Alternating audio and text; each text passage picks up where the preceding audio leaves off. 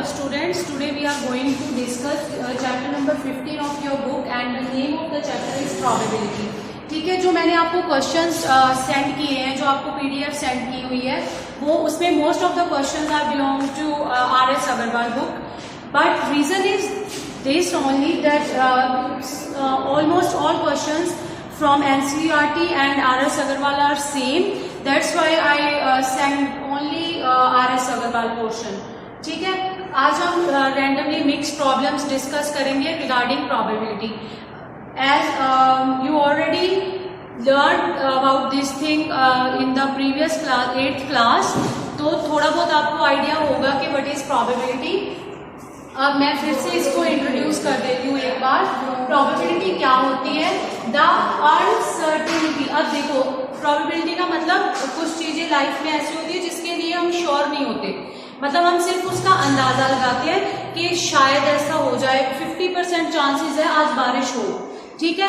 या फिर हम बोले कि हमारा एग्जाम हुआ था, एग्जाम में हम पेपर ठीक ठाक हुआ, वी आर नॉट श्योर कि हम पास होंगे या फेल होंगे, तो हम बोलते हैं कि 50% चांसेस है मैं पास हो जाऊं, 50% चांसेस है कि नहीं हूं.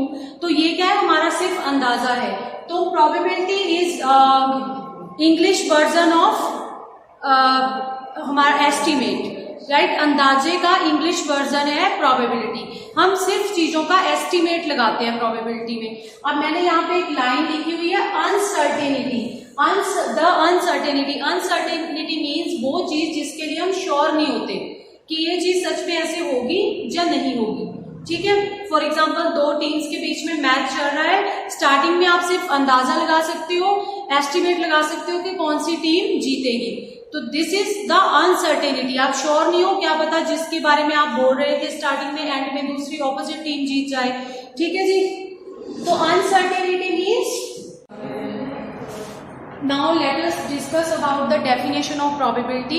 प्रोबेबिलिटी क्या है कि मैथ में हम उस एस्टिमेट को, जब हम एस्टिमेट जो लगाते हैं उसको मैथमेटिकली कैसे एक्सप्रेस करते हैं, उस चीज को बोलते हैं प्रोबेबिलिटी, ठीक है. आप किसी भी चीज की आप प्रोबेबिलिटी को अगर काउंट करना चाहते हो तो वो क्या होती है? Probability of any event. You want to count probability of any event is equal to number of favourable cases. कितने नंबर ऑफ केसेस, मतलब आप किसकी प्रोबेबिलिटी निकालते हो? Number of favourable cases upon total number of cases, total number of possible cases, ठीक है. For example, अब यहाँ पे मैंने एक एग्जाम्पल ली हुई है कि मेरे पास एक कॉइन है. कॉइन की 2 साइड्स होती हैं, head and tail. For example, आपने इसको कॉइन को टॉस किया. जब आपने टॉस किया तो आप श्योर नहीं हो कि हेड आएगा या टेल आएगा. अब टोटल नंबर ऑफ केसेस कितने हैं उसके? या तो हेड आ सकता है या टेल आ सकता है, मतलब टोटल केसेस कितने हैं? 2, ठीक है. तो प्रोबेबिलिटी ऑफ, अगर मैं बोलूं कि हेड आने की प्रोबेबिलिटी क्या है, तो मेरा इवेंट क्या हो गया? हेड. जहां पर मैंने लिखा है ना प्रोबेबिलिटी ऑफ इवेंट, अब इवेंट कौन सा हो गया? Head. Probability of getting head is equal to head कितनी बार आएगा? एक सिक्के को आप कॉइन को टॉस करोगे तो ज्यादा से ज्यादा एक बार ही हेड आ सकता है. तो आपके नंबर ऑफ फेवरेबल केसेस कितने हो गए? 1 अपॉन टोटल केसेस कितने हैं, मतलब रिजल्ट क्या आएगा? जो आपने टॉस किया तो उसके 2 रिजल्ट आ सकते हैं, या तो हेड या तो टेल. तो टोटल नंबर ऑफ केसेस कितने हो गए? 2. तो हेड आने की प्रोबेबिलिटी कितनी हो गई? 1/2. क्लियर. नाउ अभी हम थोड़े से क्वेश्चन डिस्कस करेंगे इसके बाद, फिर उसके बाद आपको ज्यादा क्लैरिटी हो जाएगी.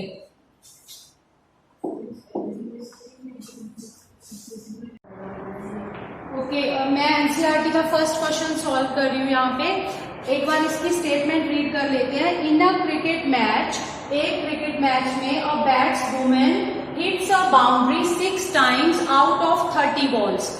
मतलब 30 बॉल्स में वो 6 बार बाउंड्री को हिट करती है, ठीक है. Find the probability of that she did not hit the boundary. तो 30 बॉलों में से वो 6 बार बाउंड्री को हिट करती है, लेकिन आपने प्रोबेबिलिटी किसकी फाइंड आउट करनी है? जब वो बाउंड्री को हिट नहीं करती. तो हमारे पास टोटल बॉल्स कितनी है?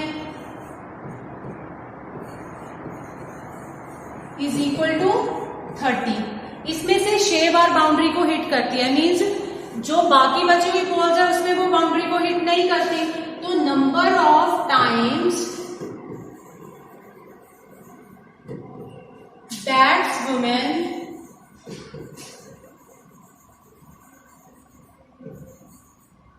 did not hit the boundary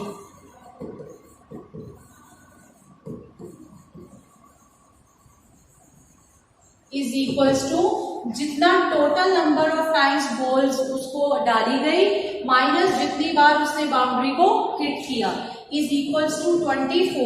मतलब 24 बॉल्स ऐसी थी, 24 balls are such kind that in those balls she did not able to hit the boundary.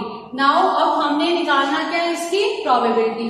Probability का फॉर्मूला क्या होता है, जितने हमारे केसेस है उसको न्यूमरेटर में रखना है और जितने टोटल नंबर ऑफ केसेस है उसको डिनोमिनेटर में रखना है। तो probability is equals to probability of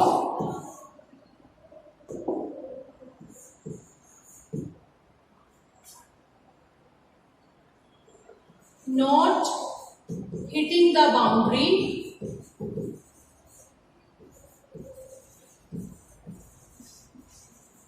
is equals to number of times she did not able to hit the boundary upon total number of balls 24 over 30. After simplification and cancelling the common factors, what will we get? 6 4s are 24, 5 6 are 30. तो probability कितनी आ गई? 4/5। ठीक है जी।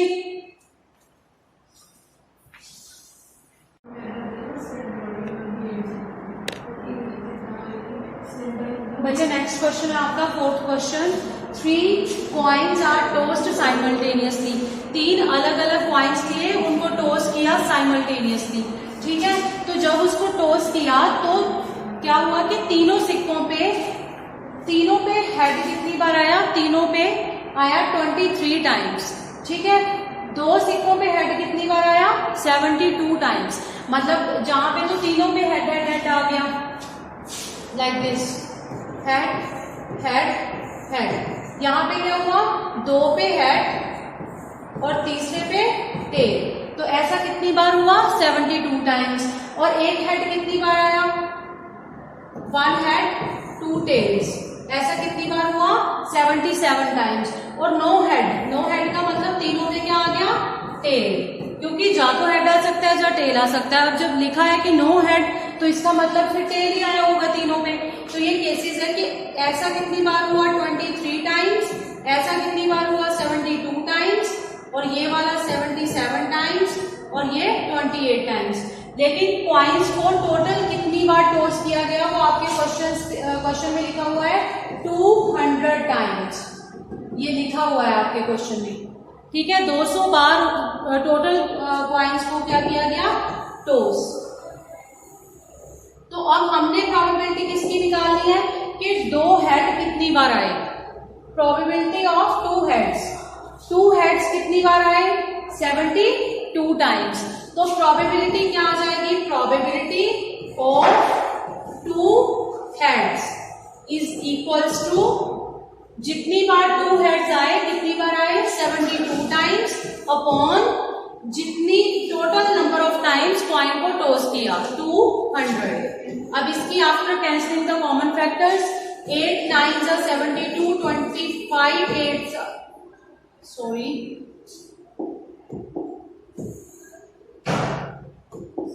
9 8 72, 25 8 200। तो answer कितना आ गया? 9/25। अगर मान लो ऐसे वो बोलता कि नो हेड की प्रोबेबिलिटी निकालो तो आप 28/200 करते। 3 हेड्स की प्रोबेबिलिटी बोलता तो 23/200 करते। ठीक है जी, तो ये आपके क्वेश्चंस ऐसे ही होने हैं। बस जितना जो फाइंड आउट करने को बोला है उसको ऊपर रखो, जो टोटल नंबर ऑफ केसेस है उसको नीचे रखो। क्लियर जी?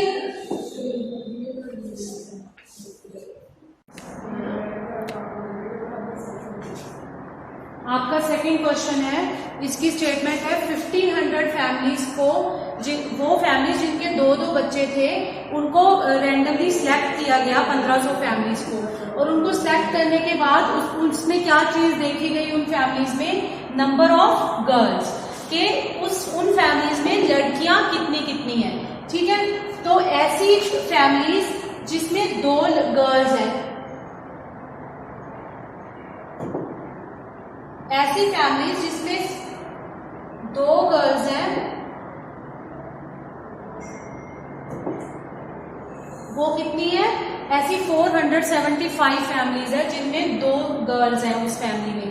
और एक गर्ल, नंबर ऑफ गर्ल्स जिसमें 1 है, वो कितनी फैमिलीज है? 814। और 211 फैमिलीज ऐसी है जिसमें कोई लड़की नहीं है। अब हमने प्रोबेबिलिटी किसकी निकालनी है? 2 गर्ल्स की प्रोबेबिलिटी के इतनी फैमिलीज बताओ जिसमें 2 लड़कियां हैं, उनकी प्रोबेबिलिटी निकालो। 1 गर्ल और 3 गर्ल्स की, और 0 गर्ल्स, ठीक है। उसके बाद हमने ये भी चेक करना है कि सम ऑफ प्रोबेबिलिटी 1 है कि नहीं है। ये मैं आपको बता दूं, जितनी मर्जी किसी चीज की आप प्रोबेबिलिटीज फाइंड आउट कर लो, जब आप उसका टोटल करोगे सभी प्रोबेबिलिटीज को आफ्टर एडिंग, तो आंसर हमेशा कितना आता है? 1। तो सम ऑफ प्रोबेबिलिटीज ऑलवेज 1 ही रहता है। अगर आपका आंसर कुछ हो रहा है, it means you are wrong. Probability 0 और 1 के बीच में ही लाई करती है हमेशा, ठीक है। Now come to question. अब probability of 2 girls, probability of 2 girls is equal to कितनी फैमिलीज के पास 2 गर्ल्स है? 475 फैमिलीज के पास। और टोटल नंबर ऑफ फैमिलीज कितनी है?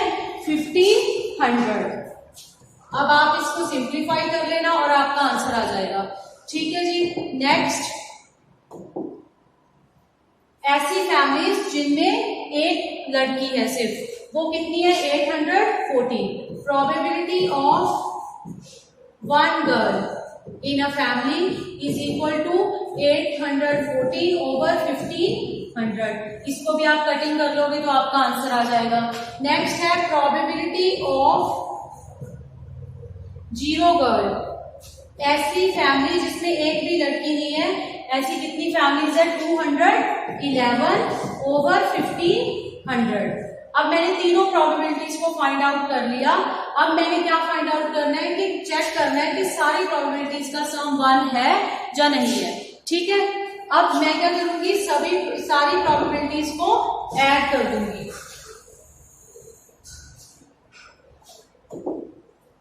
ठीक है, sum of probabilities is equals to, first वाली कितनी है? 475 over 1500 plus 814 over 1500 plus 211 over 1500। अब तीनों का एलसीएम कितना आ गया? 1500। ऊपर वाला न्यूमरेटर है जो, उसको ऐड कर लो, तो ये कितना आ गया? 1500 ओवर 1500। तो सम कितना आ गया आफ्टर कैंसलिंग? 1। तो सभी प्रोबेबिलिटीज का जो सम होता है that is always equals to 1। Clear?